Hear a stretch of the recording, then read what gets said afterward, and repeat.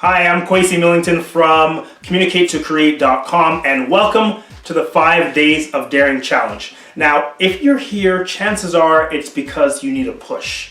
Maybe you've thought about pressing record on that video, maybe going live, maybe getting your blog started or getting your content out there, and you might just need a push.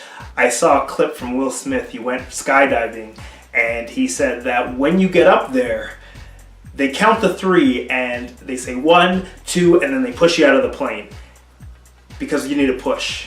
And sometimes when you're scared, you need a push. And if you get together with a community, that's what you're able to do. You're able to feed off the other people that are in the group, and we can all give each other a push. And that's what the 5 Days of Daring is all about.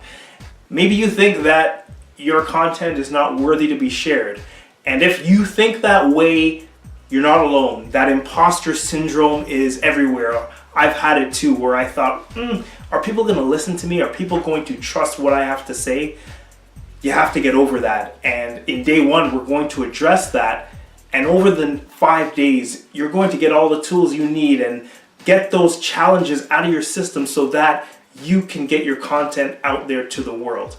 And I'm going to read a quote to you because it fits this challenge perfectly. I don't have it memorized, so I'm going to read it. It's from Theodore Roosevelt. Maybe you've heard it before.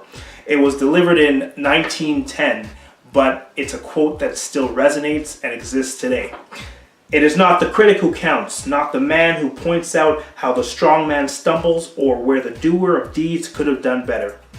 The credit belongs to the man who is actually in the arena, whose face is marred by dust and sweat and blood, who strives valiantly, who errs, who comes out short again and again, because there is no effort without error or shortcoming, but who actually strives to do the deeds, who knows great enthusiasms, the great devotions, who spends himself in a worthy cause, who at the best, in the end, knows the triumph of high achievement, and who at the worst, if he fails, at least fails daring greatly, so that his place shall never be with those cold and timid souls who neither know victory nor defeat.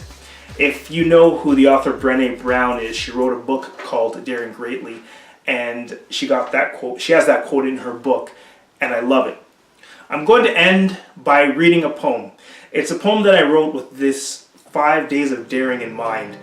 I think sometimes we think of ourselves as really small, and I've done that before too. Maybe you have, and I want you not to think that way. And hopefully over the next 5 days, as you start to push yourself out there, you'll think of yourself in a bigger way. This poem is called The 5 Days of Daring. There's a place for you, a place where many fear to go, where they dare not tread. When you find that place and expose yourself to the naysayers, the doubters, the keyboard cowards, and people who say, "Who are you to teach me anything?" When you put yourself out there for the world, ignoring the voices outside, but more importantly, the ones inside. The ones that say maybe next week, maybe tomorrow, maybe later. Ignore those voices because they lie. Tomorrow never comes. There is only today, only now, only this moment. And in this moment, I dare you to believe in yourself, to act in faith, to play a bigger game. It all begins now.